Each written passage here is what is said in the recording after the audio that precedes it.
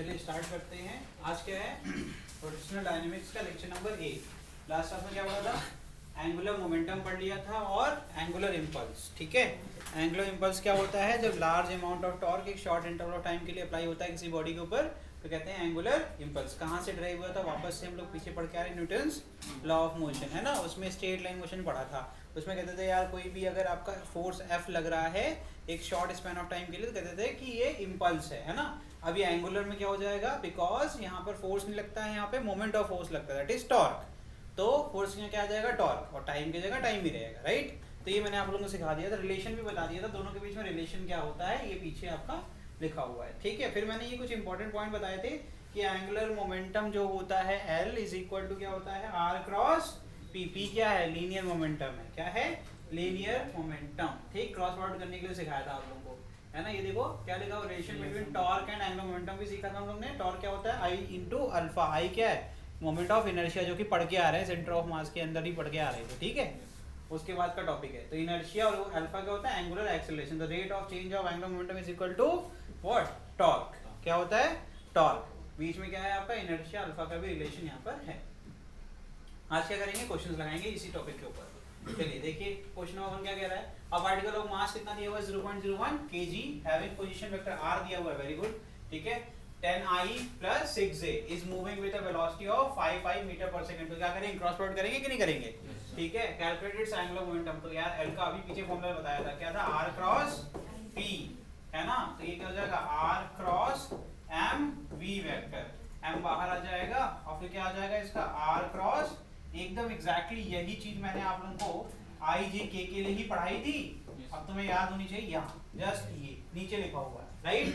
यही यूज कर लेंगे डायरेक्टली हम लोग। ठीक है, तो यहाँ पर जो कंपोनेंट है, पहले अगर जिसको नहीं आता है रिवीजन के लिए मैंने क्या सिखाया था? जो वेक्टर पहले होगा, उसके कंपोनेंट लिखो। ऊपर क्या लिखोगे? I कैप, J कैप और K कैप। फिर क्या सिखाया था? प्लस माइनस, प्लस का साइन लगाओगे। फिर यहाँ पर कंपोनेंट की वैल्यू लिखोगे। तो यहाँ पर K की कंपोनेंट क्या है? 0। तो यहाँ 0 कर दिया। यहाँ J का क्या है? प्लस 6 लिख दिया। यहाँ आ गया 10। और वेलोसिटी क्या है? 5I, मतलब कि J और K में क्या होगा? 0।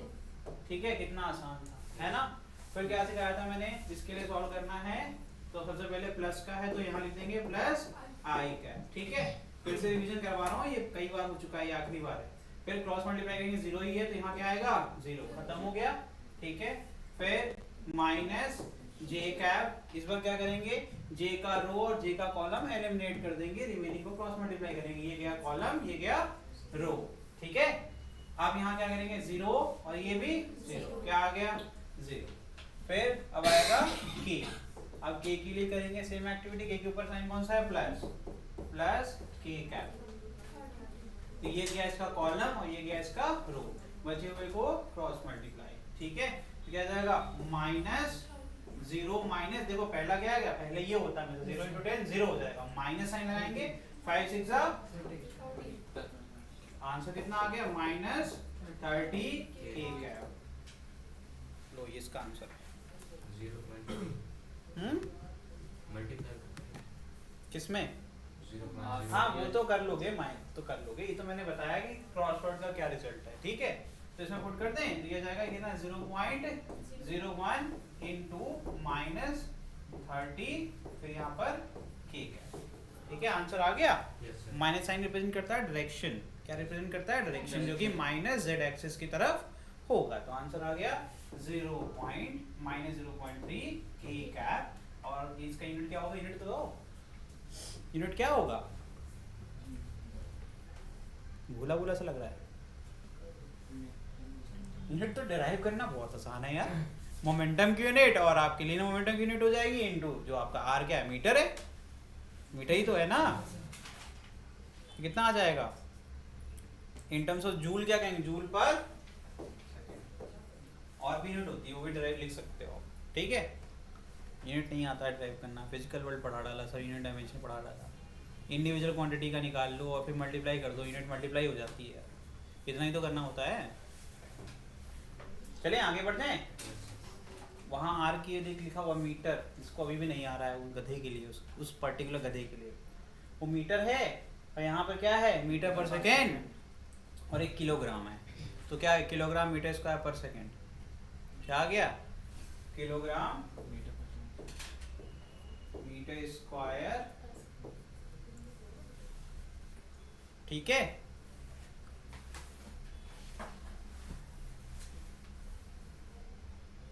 सब हो गया ना, कुछ छूटा तो नहीं। चलो आगे बढ़ जाएं। Next question, a solid cylinder of mass कितना दिया हुआ है 20 kg, rotate about its axis with angular speed of, क्या दिया है 100 रेडियन, यूनिट से पता चल जाता है क्या दिया हुआ है, दैट इज ओमेगा। क्या दिया हुआ है, ओमेगा दिया हुआ है, ठीक है। ये क्या है, एंगुलर स्पीड है बच्चे, ये ओमेगा है, ठीक है। द रेडियस कितना दिया हुआ है, सब कुछ एसआई में दिया हुआ, कुछ भी चेंज करने की जरूरत नहीं है। What is the magnitude of the angular momentum of the cylinder about its axis, आपको क्या पूछा गया, एल पूछा गया है। क्या पूछा गया, एल। जल्दी से सॉल्व करके मुझे आंसर बता दीजिए।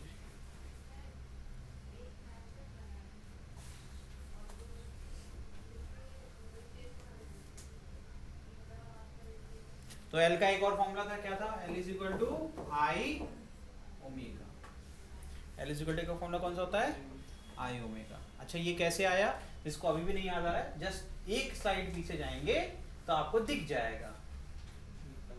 हाँ, और हमने क्या किया था, rate of change of angular momentum, मतलब इसको डिफरेंशिएट किया, इसको डिफरेंशिएट किया, तो जैसे ही क्या होता है, rate of change of angular velocity with time क्या हो जाता है, एंगुलर एक्सीलरेशन। वेलोसिटी का बेटा सिंपल आफिया, सिंपल फॉर्मूला वेलोसिटी वाला कौन सा है भाई, change in velocity upon time क्या होता है, एक्सीलरेशन होता है। अब वो लीनियर एक्सीलरेशन होता था, स्मॉल ए जिसको कहते थे, यहाँ पर एंगुलर है, तो यहाँ पर जो वेलोसिटी होगी वही एंगुलर वेलोसिटी हो जाएगी। तो ओमेगा क्या है, वेलोसिटी है लेकिन एंगुलर वेलोसिटी है, ठीक है। तो change in angular velocity upon change in time क्या हो जाएगा, एंगुलर एक्सीलरेशन।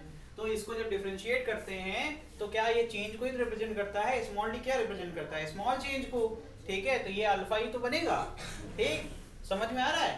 ये तो न्यूटन सेकंड लॉ हमने प्रूफ किया था, ठीक। लेकिन स्टार्ट कहाँ से करेंगे, यहाँ से करेंगे ना बॉस। तो एल क्या आएगा, स्केलर फॉर्म में आई ओमेगा आएगा कि नहीं आएगा, ठीक है। तो यहाँ पर अपन स्केलर फॉर्म में तो सॉल्व कर रहे हैं, तो एल क्या हो जाएगा, आई ओमेगा।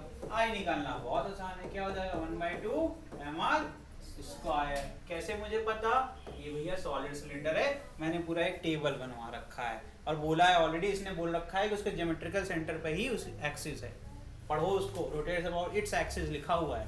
कहाँ लिखा हुआ है, ये वाली लाइन अपनी एक्सिस के अलॉन्ग मूव करता है, यानी कि अपने सेंटर से पास होने वाली जो आपकी लाइन होगी उसके अलॉन्ग ये रोटेट कर रहा है, इसीलिए मुझे ये फॉर्मूला पहले से पता है। आफिया आपको नोट्स देखनी पड़ेगी, उसमें एक पूरा टेबल बनवाया है अलग अलग शेप के लिए, उसके अंदर लिखा हुआ है ये, ठीक है बेटा। चलिए इस केस में ये आईसीएम हो जाएगा, ठीक। अब अपन क्या कर सकते हैं, बस इस सिंपल फॉर्मूले को यूज करके यहाँ सॉल्व कर सकते हैं। 1/2 mr स्क्वायर ओमेगा, सारी वैल्यूज में पता है, तो 1/2 m कितना बचा 20, r कितना दिया हुआ है 0.25, तो इसको 1/4 लिख दी क्या, 1/4 का बेटा एक को जब 4 से भाग दोगे तो 0.25 आएगा, जिसको नहीं पता कर लीजिएगा। ये सब कैलकुलेशन स्किल्स होती हैं डेसिमल को हटाने के लिए और जल्दी सॉल्व करने के लिए, ठीक है।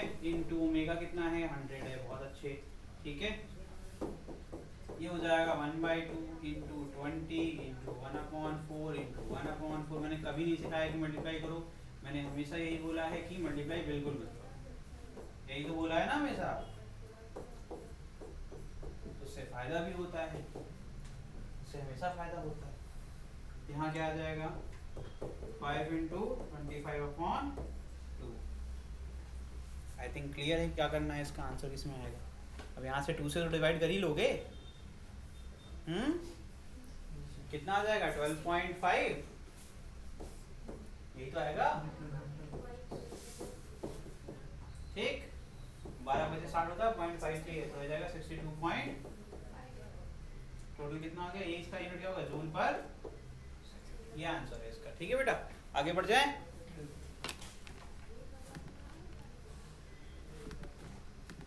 कैलकुलेशन बहुत आसान होती है, बस ध्यान से करने की जरूरत है। जूल सेकंड होगा ना, पर सेकंड थोड़े ना होगा, क्यों। देखो ये कैसे मैंने पकड़ लिया, ये मैंने खुद ड्राइव किया ना, देखो ये कभी नहीं होगा, रीजन क्या है, देखो जूल किसकी यूनिट होती है, उसका डायमेंशन क्या होता है ml2 t-2 होता है ना, ओके। यहाँ पर सेकंड आएगा तो क्या करेगा, उसी को मैनेज कर देगा, क्योंकि यहाँ पर देखो ml2 t-1, अगर -2 करेंगे तो एक +1 चाहिए ना बैलेंस करने के लिए, तो क्या है जूल पर सेकंड, नहीं सेकंड, जूल पर बोल देंगे डिवीजन चला जाएगा, ठीक है, जूल सेकंड, ठीक है।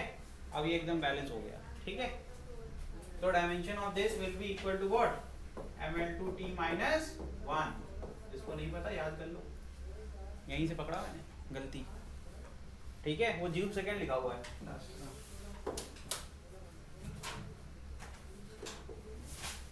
और सबसे बेहतर होता है वेरीफाई करने का, ऐसा यूनिट की क्वांटिटी बना लो, डायमेंशन पकड़ लो, हमेशा पता चल जाएगा गलत लिखे हो या सही लिखे हो। मैंने भी यही किया है, ठीक है। ये जो है ये कहीं नहीं जाएगा, कुछ भी भूल जाओगे ये हमेशा बना रहेगा, क्योंकि आपको कुछ पता ही है, मास का किलोग्राम होगा, लेंथ का मीटर होगा और टाइम का सेकंड होगा। हमेशा ये हमेशा वेरीफाई करने के काम आता है, ठीक है। जब किसी साइंटिस्ट के नाम पे लिखते हैं तो हम उसको मॉडिफाई करते हैं, ठीक है। जैसे यहाँ जूल सेकंड लिख दिया, कैसे किया, मैंने यही देखा कि ये ml2t-1 है, तो इसको भी ml2t-1 होना चाहिए, तो ये होगा, कैसे होगा अभी लिख के दिखा देता है। ml2t-2 होगा, और यहाँ बगल में क्या है t+1, ये +1 - 2 क्या हो जाएगा -1 बनेगा, तो इसका आंसर फिर से वहीं पहुंचा कि नहीं पहुंचा। चलिए वेरी गुड, आगे बढ़ जाएं। अब belt moves over 2 pulley A and B, 2 पुली हैं, दिख रहा है आपको क्लियरली, और बेल्ट कनेक्टेड है इनके बीच में, ठीक है। Shown in the figure the pulley are mounted on 2 fixed horizontal axle, ठीक है। हॉरिजॉन्टल एक्सेल मतलब ये पेन हो गई, ठीक है, ये पॉइंट हो गए, ठीक। आगे देखिए, radius of the pulley E and B are 50 centimetre and 80 centimetre, तो A का रेडियस कितना है, RA दिया हुआ 50 सेंटीमीटर, RB दिया हुआ 80 centimetre. Pulley A is driven at a constant angular acceleration, alpha constant है फॉर A, तो अल्फा A इज कांस्टेंट, ठीक है।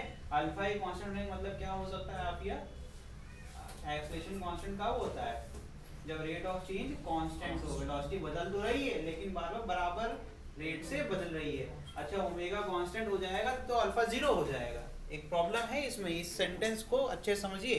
अल्फा कांस्टेंट बोलने का मतलब ये नहीं वेलोसिटी कांस्टेंट है, वेलोसिटी जिस रेट से बदल रही है वो रेट कांस्टेंट है।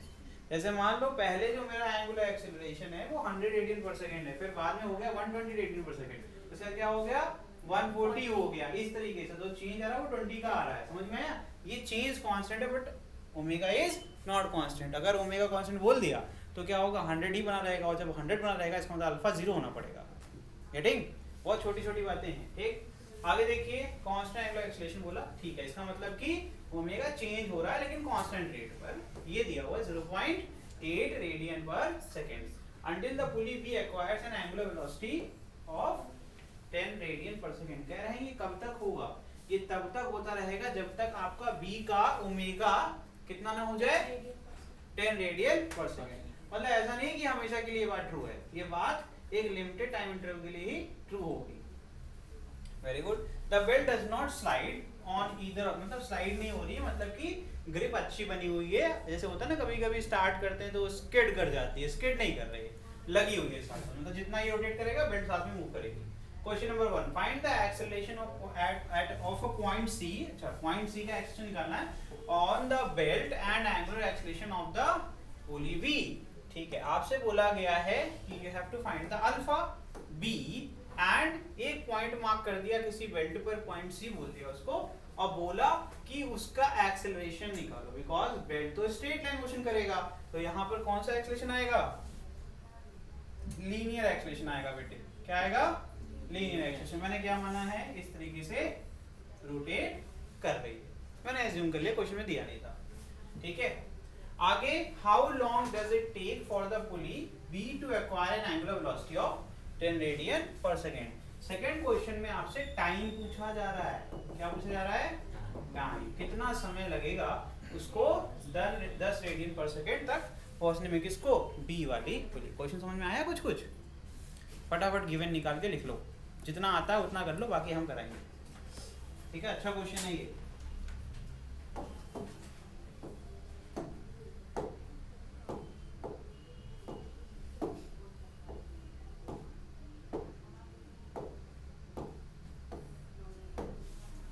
चलिए फटाफट जो नोट करना है कर लो, फिर शुरू करेंगे।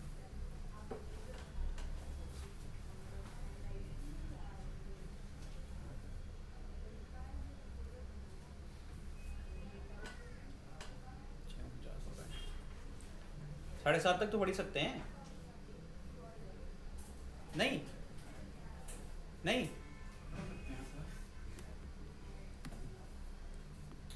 तुम भी लोगी तो चलेगी भाई, हमारी छोड़ना चलेगी, आप ही तो मालिक हैं।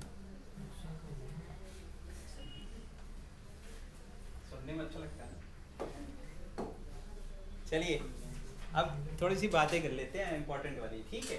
अगर हमें सी का एक्सेशन निकालना है, पहली बात मुझे ये समझ में आती है कि यार ये रस्सी पे कोई बैठेगा तो वो सीधी रेखा में चलेगा ना, इतना तो क्लियर है ना, समझ में आ रहा है। एक रस्सी है जो दो पुली से, हाँ जब वो इसके पुली तक पहुंचेगा तब वो थोड़ा भले वो घूम जाएगा, लेकिन बिटवीन ए एंड बी जब चलेगा तो स्ट्रेट लाइन पाथ फॉलो करेगा ना, इतना तो क्लियर है। चलो तो एक चीज तो कह सकते हैं कि अगर यहाँ पर कोई स्लिपिंग नहीं हो रही है, क्या क्वेश्चन में दिया है ना, कोई स्लिपिंग नहीं हो रही है, तो यानी कि जितने भी पॉइंट होंगे वो बराबर एक्सीलरेशन या बराबर वेलोसिटी से मोशन करेंगे कि नहीं करेंगे। मैंने कहा जितने लोग बैठे हैं बस में, 10 लोग बैठे हैं, 10 लोग साथ ही में चलेंगे कि अलग अलग चलेंगे? सबकी एक ही सेम होगी कि नहीं? स्ट्रेट लाइन में तो समझ सकते हो ना, ये बात सिंपल है। 10 लोग एक बस में बैठे हैं, बस किसी भी स्पीड से चल रही है, उस समय सबकी स्पीड सेम होगी। गेटिंग? तो इसका मतलब है कि अगर मैं पॉइंट एट पुली की बात करता हूं, यहां से और यहां पर, जैसे ही इसके आगे होगा तो क्या चेंज हो जाएगा भैया? अब पुली का मोशन का डायरेक्शन चेंज हो रहा है। लेकिन सुनना, क्या यहाँ पर ये टेंजेंशियल है? क्या यहाँ पर जो एक्सेलरेशन पुली का ये बेल्ट का है वो टेंजेंशियल एक्सेलरेशन है कि नहीं है? क्योंकि जब भी एंगुलर एक्सेलरेशन होता है दो कंपोनेंट होते हैं, एक होता है सेंट्रीपिटल, एक क्या होता है? Tangential. It is very clear that, ये हम लोगों ने सर्कुलर मोशन बहुत अच्छे से पढ़ लिया है कि एक आपका AC होगा और एक आपका AT होगा, रिजल्टेंट आपका हमेशा डायरेक्शन। देखो अब तुम लोग बनाने वाले थे ऐसे अंदर, देखो यही आएगा रिजल्टेंट, आ रहा है कि नहीं आ रहा? आना भी यही चाहिए अगर डायरेक्शन ऑफ मोशन ये है, ठीक। यहाँ पर भी ठीक है, लेकिन अब क्या हो रहा है, इसको छोड़ना है, सरफेस को छोड़ना है। लेकिन क्यों, रीजन क्या है, छोड़ क्यों रहा है? क्योंकि ये डायरेक्शन क्या है आपकी जो आ रही है, वो बेल्ट जब इस पे पूरी सर्कुलर तरीके से हम लोग लपेट देते, तो जिस इंस्टेंट की बात होगी उस इंस्टेंट की बात हो रही है, ठीक है। अब इसके बाद की बात करते हैं, इसके बाद तो इसके पास सिर्फ 80 रह जाएगा। जब इसने छोड़ दिया, पुली को छोड़ दिया पॉइंट ने, उसके बाद तो वो स्ट्रेट लाइन मोशन कर रहा है ना, रीजन क्या है, उसके पास सिर्फ 80 बचा है। AC क्या हो जाएगा? 0। AC क्या हो जाएगा? तो उसको सीधे जाने का मौका मिलेगा, ठीक है। तो इसका मतलब अगर अपने को पॉइंट C के लिए निकालना है तो अपने को 80 निकालना है। क्या निकालना है? 80 निकालना होगा ना, कह सकते हैं ये बात। चलिए लिखिए थोड़ा सा पॉइंट लिख लीजिए। सिंस द बेल्ट, थोड़ा सा लिखवाएं ताकि ये क्वेश्चन अच्छा है, भूलिए ना। Since the belt is not slipping,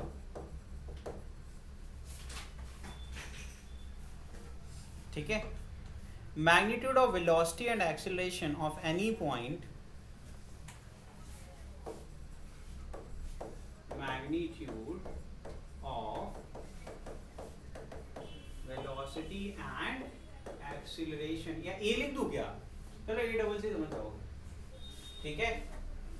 of any point on the belt will be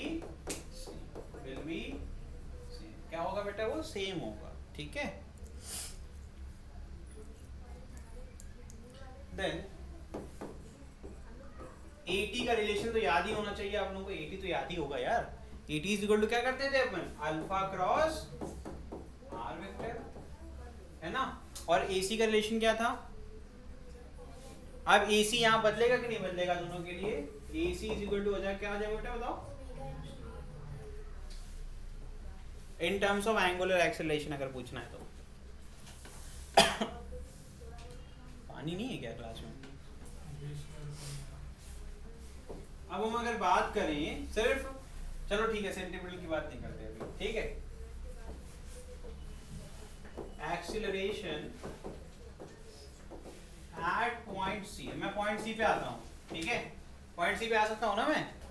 point C पे आ सकता हूँ। पॉइंट C क्या स्ट्रेट लाइन है, उसमें कौन रिस्पॉन्सिबल होगा सर? AT होगा ना। तो मैं क्या इसको A कैपिटल C लिख सकता हूँ इज इक्वल टू क्या हो जाएगा भाई? अगर मैग्नीट्यूड लिखता हूँ तो क्या हो जाएगा भाई बताओ? अल्फा A R A, है ना। और अगर B के रिस्पेक्ट में लिखूंगा तो क्या लिखूंगा? उसमें भी क्या आएगा? अल्फा B R B, ये दोनों इक्वल होंगे, है ना। RA कितना दिया हुआ है? तो उसको मीटर में कर लो क्योंकि सब SI में करेंगे। अल्फा ये भी दिया हुआ है ना क्वेश्चन में, यहाँ से अपन अल्फा भी निकाल सकते हैं। क्या निकाल सकते हैं? अल्फा भी निकाल सकते हैं।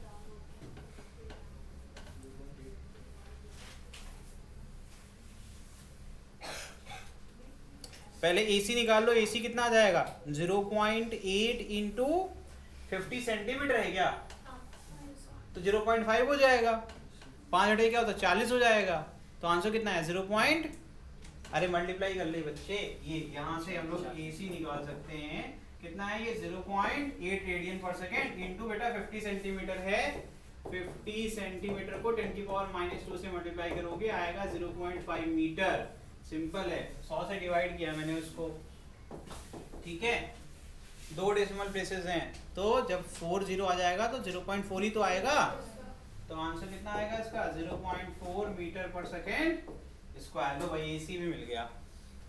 आप अपन अल्फा भी निकाल सकते हैं, क्योंकि बोला गया था ना अल्फा भी निकालना, तो अल्फा भी कितना आ जाएगा? क्रॉस मल्टीप्लाई कर लो यार, चाहे इससे भी निकाल सकते थे, AC से भी निकाल सकते हैं। ऐसा नहीं है कि आप इससे निकालेंगे कुछ और आएगा, इससे कुछ और आएगा, क्योंकि ऑब्वियसली AC इक्वल टू यही का, तो इसी का प्रोडक्ट है ना।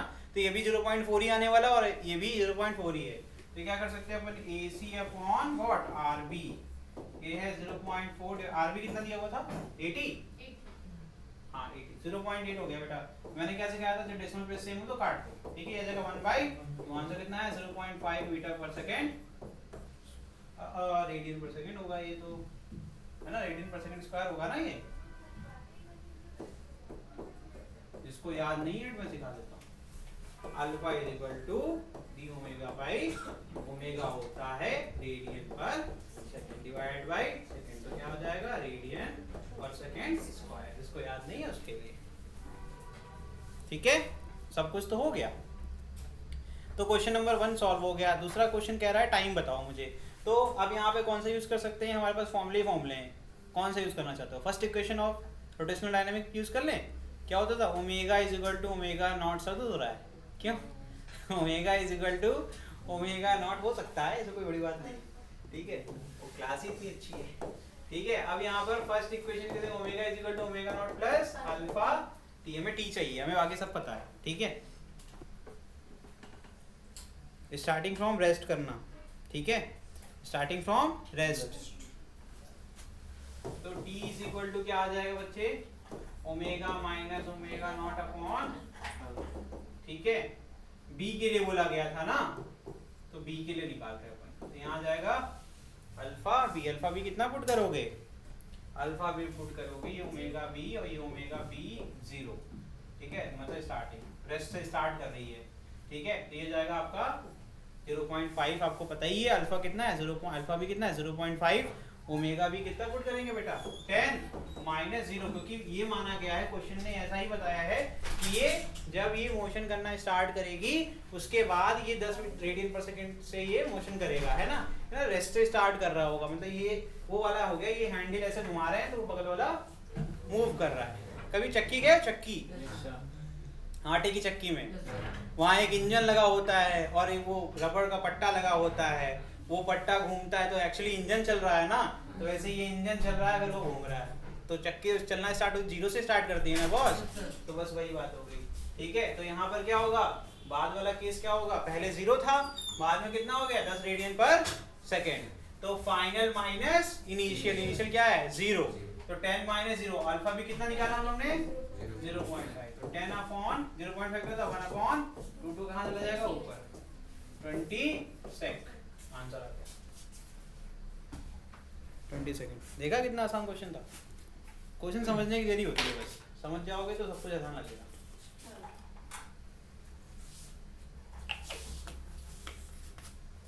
पावनी बेटा आ रहा है? चलिए ठीक है, आगे बढ़ जाएं। नेक्स्ट क्वेश्चन देखिए।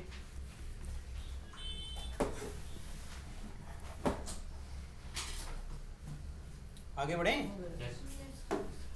In the figure the block have unequal masses m1 and m2.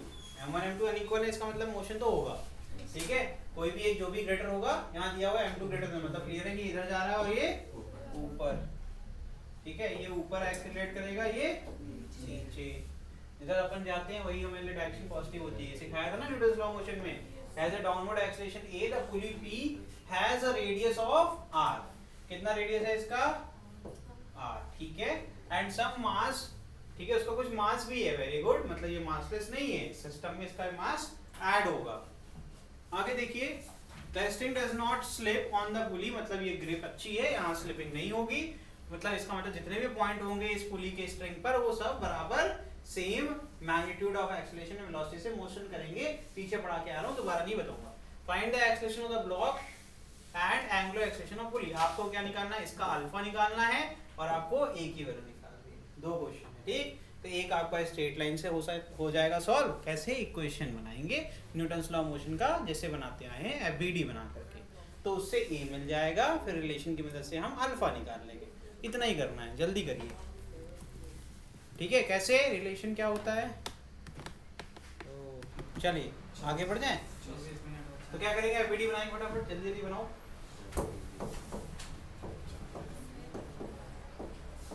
ठीक है बेटा, टेंशन क्या हो जाएगा पहले वाले केस में ऊपर, और नीचे क्या हो जाएगा m1, ये एक्सेलरेशन क्या हो जाएगा m1 है, मैंने इक्वेशन लिख दिया सीधे, ठीक है। ये क्या हो जाएगा इस केस में बेटा, टेंशन ऊपर, ये भी T1 ही होगा, T1 T2 इक्वल होंगे। अब ये बात तो हम लोगों को पहले से पता है ना। नीचे क्या हो जाएगा m2, जो नीचे क्या हो जाएगा m2। इक्वेशन लिख लोगे फटाफट, लिख डालो फटाफट।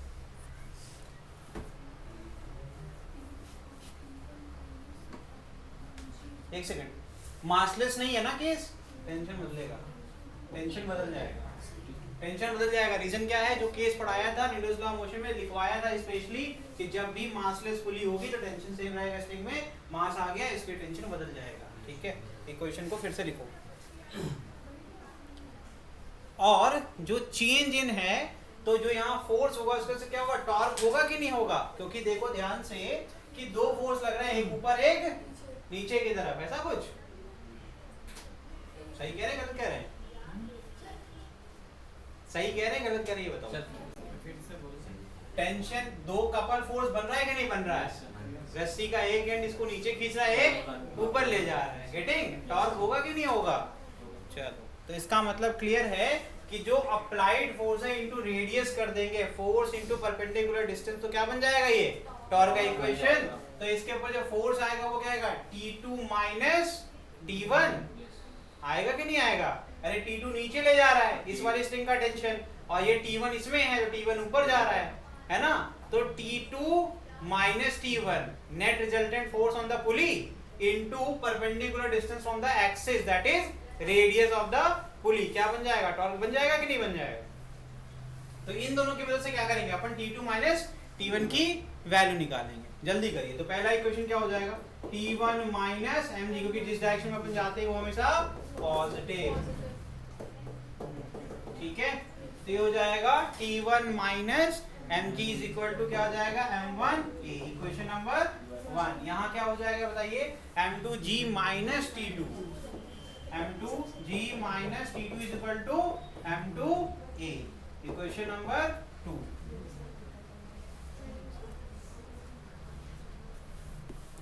एक्सेलरेशन निकाल लोगे, क्योंकि इन दोनों की वजह से एक्सेलरेशन का फॉर्मूला बनेगा, ठीक है।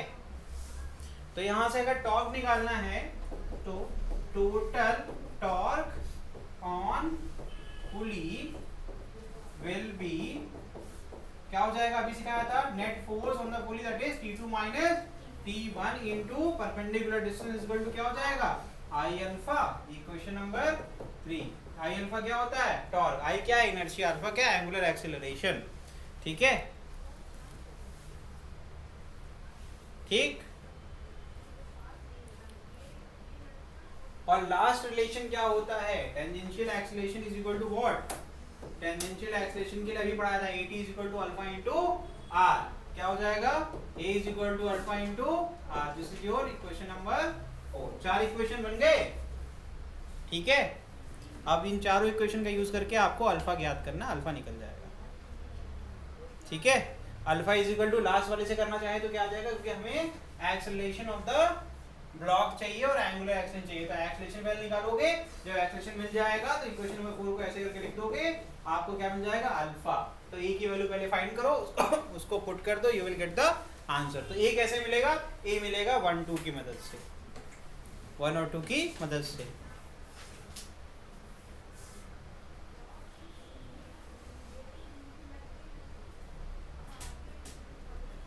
ये हो जाएगा M2G, यहाँ पर M1G है ना, M2G माइनस M1G है ना, यही तो है। एडिशन कर डालो बेटा, आंसर आ जाएगा। ऐड कर डालिए इसको, ठीक है। T2 माइनस T1 को रिप्लेस कर दीजिए। किससे रिप्लेस करेंगे भाई? आई अल्फा अपॉन आर से रिप्लेस कर सकते हैं अपन, ठीक है, आई अल्फा अपॉन आर से। और अल्फा इज इक्वल टू क्या हो जाएगा?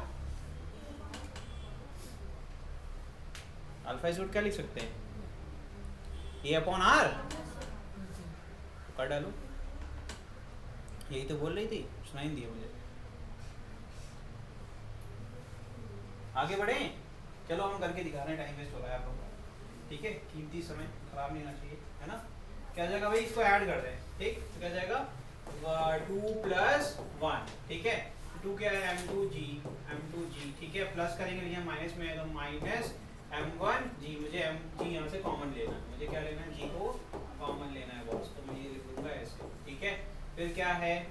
प्लस में ही है लेकिन T2 माइनस में है, तो प्लस T1 माइनस T2, यही तो होगा ना भैया, ठीक है। और क्या है? Is equal to M1A plus M2 is equal to M1 plus M2A, ठीक है ना, यहाँ तक ठीक है। अब अपन चाहें तो रिप्लेस कर सकते हैं किसको? T1 माइनस T2 को किससे? T2 माइनस T1 करके माइनस साइन कॉमन लेके लेंगे, उससे कर लीजिएगा।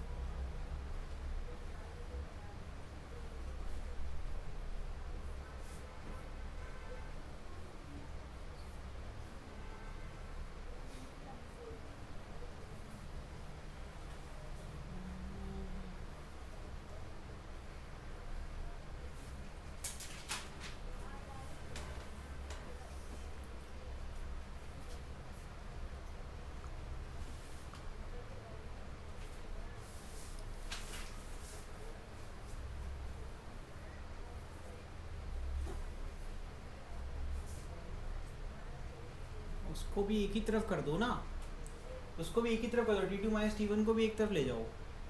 मैं वही सोच रहा था, इससे क्या होगा? इसको एक्सेशन फॉर्म में अपन करने ही वाले हैं, तो पूरा एक साथ उसको क्रॉस मल्टीप्लाई कर लेंगे, 2 बार करने की क्या जरूरत है। तो जाएगा M2 minus M1G is equal to, इसको तो फेंक दो, क्या जाएगा? M1 प्लस M2A ऑलरेडी था ही, फिर ये माइनस आ जाएगा तो माइनस को प्लस करना है, तो क्या जाएगा? T2 माइनस T1, ठीक तो है ना।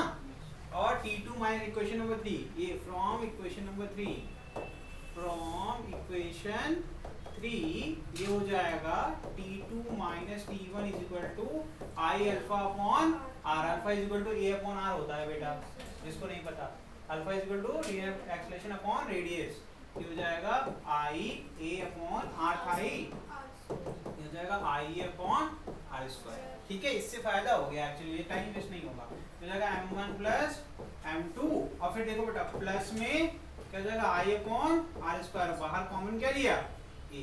अब ज्यादा बेटर हो गया ना, तो ए का फॉर्मूला क्या बन जाएगा? इधर क्या था? इधर था M2 माइनस M1G, ए हो गया M2 minus M1G upon M1 plus M2 plus I upon R square, ठीक है। ये लो भाई तुम्हारा हो गया एक्सेलरेशन, एक्सेलरेशन मिल गया। तो फिर फ्रॉम, इसको इक्वेशन नंबर 5 बना ले क्या, ठीक है। फ्रॉम 5 एंड 4 क्या हो जाएगा? Alpha is equal to A upon R, ये एक वैल्यू उठा के यहाँ पुट कर दो, तो it will become M2 minus M1G upon, एक आर बाहर रहने दो, अंदर क्या हो जाएगा? M1 plus M2 plus I upon R square, this is your answer. ठीक है, ये हो गया तुम्हारा अल्फा, ये हो गया तुम्हारा एक्सीलरेशन। ठीक है, समझ में आया सबको? तो ये घाटा हो जाता तुम्हारे, यहाँ रखते फिर उसको डिवाइड करते तो टाइम वेस्ट होता, तो मैंने देखा यहाँ एक्सीलरेशन उधर फेंक दिया। सारे टर्म्स को जो सेम कंपोनेंट रखें, जो कॉमन हो, उसको एक तरफ रखना है, इंपॉर्टेंट है। ठीक है, ये हो गया तुम्हारा। अब अगला क्वेश्चन करते हैं। अब सिर्फ आपका कंजर्वेशन ऑफ एंगुलर मोमेंटम बचा हुआ है, देखते हैं कहाँ तक होता है, कोई ज़बरदस्ती नहीं पढ़ाएंगे। ठीक है, क्योंकि 2 ही टॉपिक बचे हैं, चाहे वो आज पढ़िए चाहे कल पढ़िए, नेक्स्ट क्लास में पढ़िए, बात वही है, ख़त्म तो हो ही जाएगा। क्वेश्चन बहुत इंपॉर्टेंट है लगे। चलिए आगे बढ़ जाएं। Next question, the diameter of a disc is 0.5 minute, radius कितना होगा 0.25, आधा कर दिया बस मैंने। ठीक है, फिर क्या दिया हुआ है, इसका मास कितना है 16 kg, मास कितना दिया हुआ है 16 kilogram. What torque will increase its angular velocity from 0 to, अब यहाँ पर रोटेशन यूनिट दी हुई है तो गलती होगी, 120 रोटेशंस पर मिनट इन 8 सेकेंड। इसका क्या करोगे तुम लोग, इसको कन्वर्ट करना पड़ेगा, यूनिट को आपको कन्वर्ट करना पड़ेगा अपने डिजायर्ड यूनिट में। ठीक है, एक रोटेशन में 2 पाई एंगल बनता है, एक रोटेशन में 2 पाई एंगल बनता है बॉस, और 1 मिनट में 120 है, मिनट को सेकंड में करना पड़ेगा। ठीक है, 1 मिनट में 60 सेकंड होते हैं, 60 से भाग देना पड़ेगा। समझ में आया? तो जब 60 से भाग दोगे तो 120/60 हो जाएगा 2, तो 2 रोटेशन पर सेकेंड, और रोटेशन को फिर कन्वर्ट करो तो आंसर ओमेगा क्या आएगा बताइए, 2 × 2 पाई, 2 × 2 पाई, रोटेशन को रेडियन में करने का तरीका, तो आंसर आ गया omega 4 pi radian per second.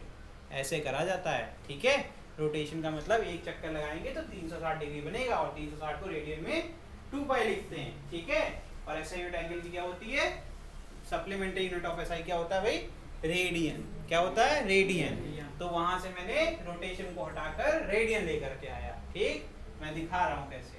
तो ओमेगा दिया हुआ है 120 रोटेशन, यानी कि एक रोटेशन में होते हैं 2 पाई रेडियन, मुझे रेडियन मिल गया। ठीक है, फिर मुझे सेकंड चाहिए था, मुझे क्या चाहिए था सेकंड, तो डिवीजन में क्या था मिनट था, तो मिनट क्या करेंगे 60, मिल गई यूनिट रेडियन पर सेकंड। ठीक है, यहाँ से गया यहाँ से गया, आंसर कितना आ गया 4 पाई,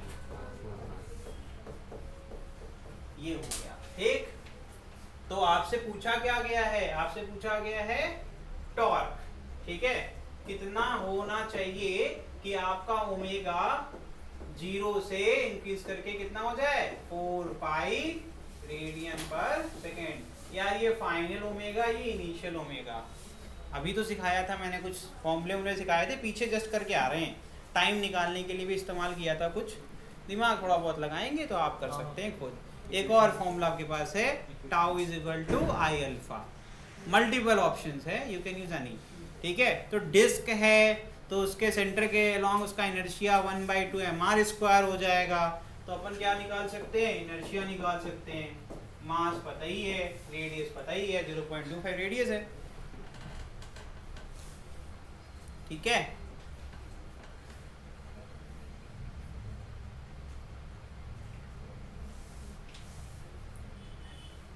एंगुलर मोमेंटम क्या होता है आई इंटू ओमेगा।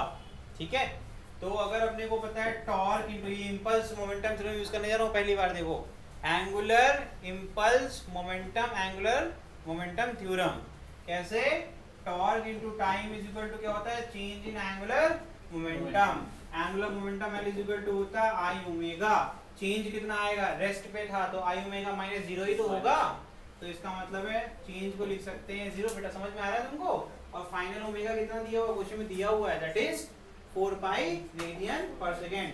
मैंने इनर्शिया का फॉर्मूला लिख दिया है, 16 m हो जाएगा, और आर कितना हो जाएगा 0.5/2, मतलब 0.25 का स्क्वायर। ठीक है, और 25 का स्क्वायर कितना होता है 625, है ना, 4 डेसिमल प्लेस है 0.625, यही तो होगा, यही होगा कि 0.0 होगा,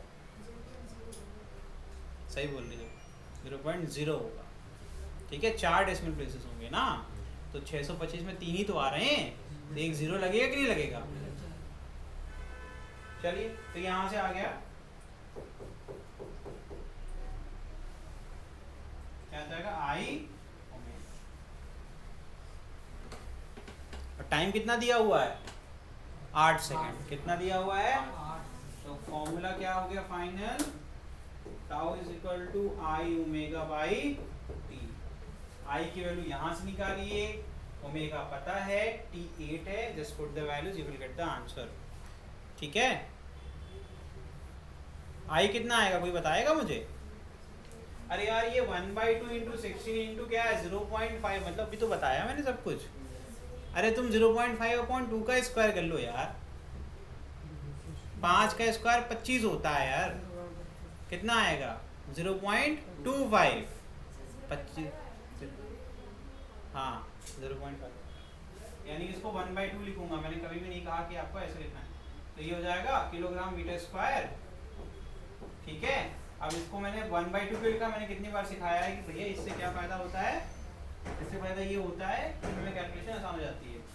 1/2 इंटू ये कितना था देखो काम हो रहा है कि नहीं हो रहा है, इसमें जाएगा 2 पाई। ठीक है ये कितना आ गया 2 पाई। 0.5 लिखोगे फिर मल्टीप्लाई करोगे डेसिमल को, जितनी जल्दी अपनी जिंदगी से हटा दो उतना अच्छा। ठीक फिर यहाँ क्या जाएगा किया जाएगा 1/8 टाइम हो गया, 1/2 आई हो गया और ये कितना हो गया। ठीक है भैया आंसर कितना आ गया 5/4। कितना आ गया 5/4 न्यूटन।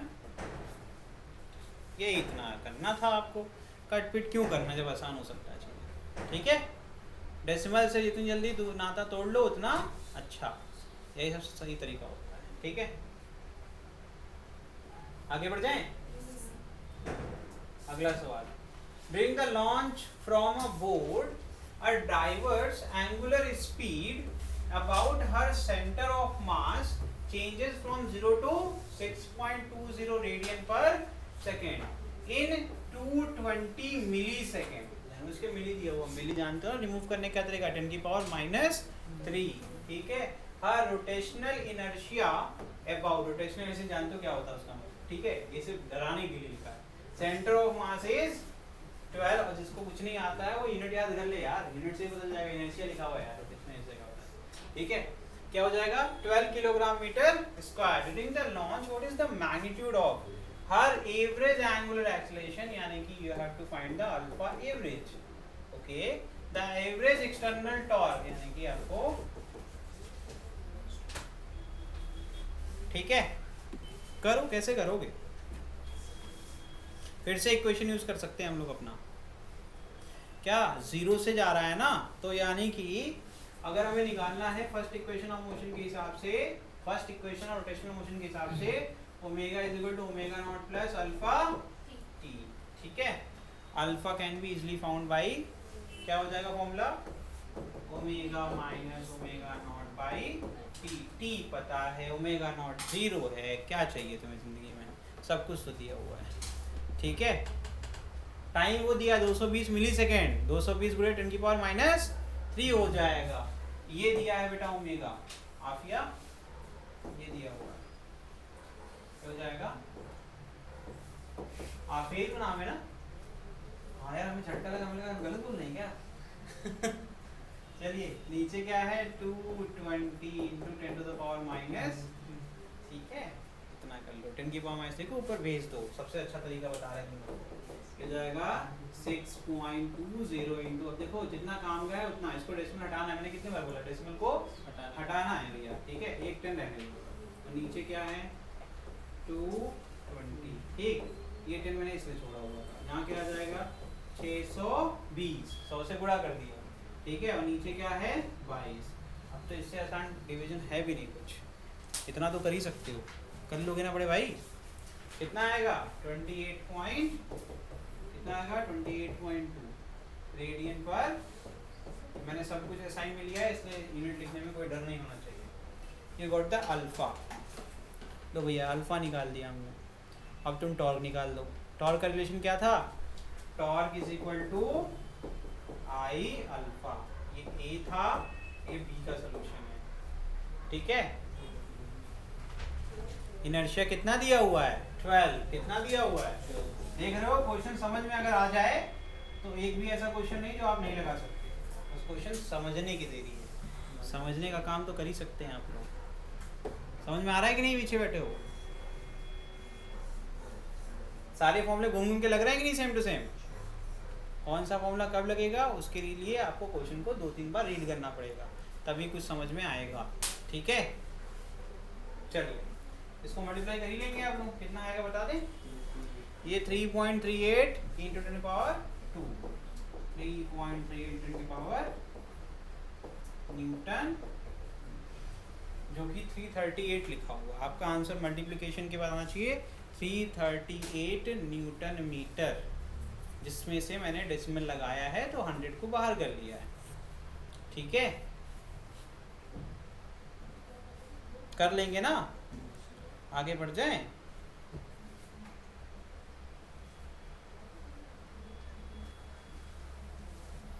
नेक्स्ट,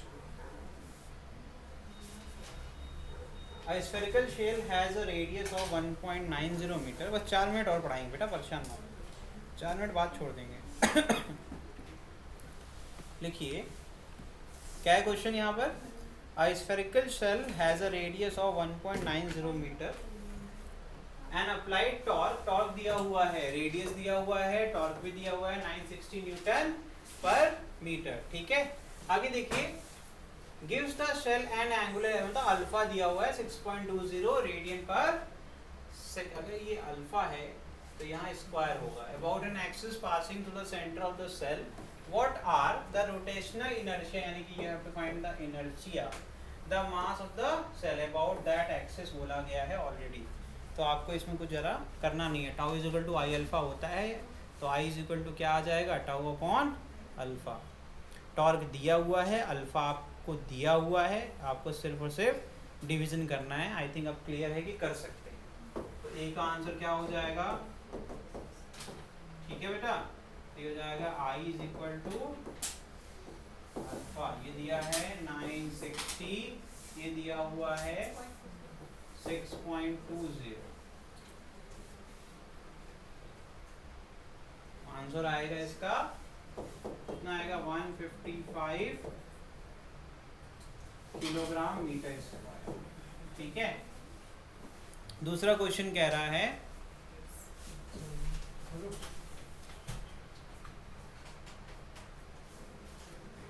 दूसरा क्वेश्चन क्या है? मास निकालना है ना। ठीक है, कोई दिक्कत नहीं है। तो इनर्शिया का फॉर्मूला क्या होता है भैया? शेल के केस में होता है 2/5 होता है सॉलिड स्फीयर के लिए। जिसको याद नहीं है उसके लिए बता रहा हूँ, शेल मतलब खोखला स्फीयर, उसके लिए फॉर्मूला होता है 2/3 mr स्क्वायर। जिसको नहीं आता उसके लिए आई निकाल चुके हो, क्रॉस मल्टीप्लाई कर ही लोगे 3 और 2 को। ठीक है, और अपने को निकालना था m, तो r कितना दिया हुआ है इसका? 1.90, तो 1.9 का स्क्वायर, ये हो गया तुम्हारा मास। सॉल्व कर लेंगे इसको, सॉल्व कर लीजिए, ये will get the answer, that is 64.4 kilo. इसका आंसर आएगा 64.4। मैं आपकी सिर्फ और सिर्फ इसमें हेल्प करूंगा, आंसर कैलकुलेट खुद करो, नहीं तो एग्जाम में कौन करेगा।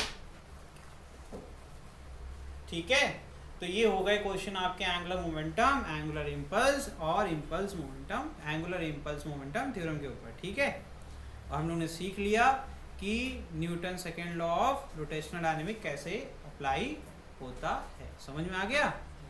अगला जो टॉपिक है वो है कंजर्वेशन, जो कि पढ़ेंगे हम लोग अगली क्लास में। ठीक है, conservation of angular momentum, heading डाल लीजिए, कंजर्वेशन ऑफ एंगुलर मोमेंटम।